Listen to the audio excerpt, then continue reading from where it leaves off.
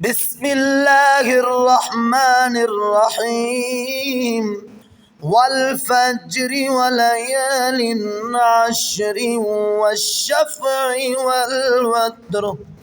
والليل إذا يسر هل في ذلك قسم لذي حجر ألم تر كيف فعل ربك بعاد إرم ذات العماد التي لم يخلق مثلها في البلاد وثمود الذين جابوا الصخر بالواد وفرعون ذي الأوتاد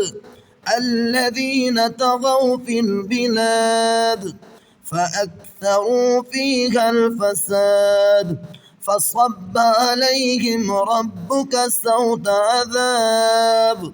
إن ربك لبالمرصاد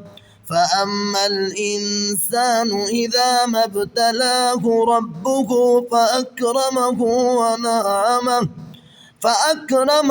ونعمه فيقول ربي أكرمن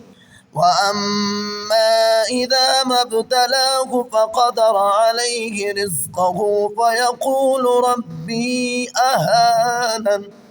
كلا بل لا تكرمون اليتيم ولا تحاضون على طعام المسكين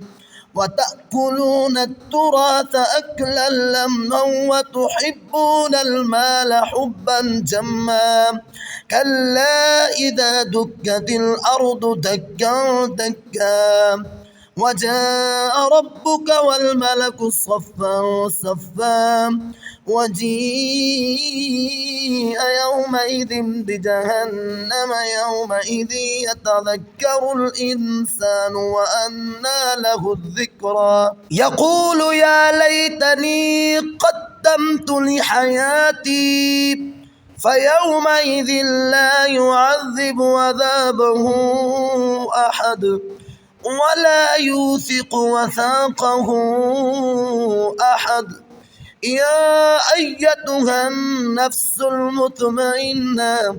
ارجعي إلى ربك راضية مرضية فادخلي في عبادي وادخلي جنتي.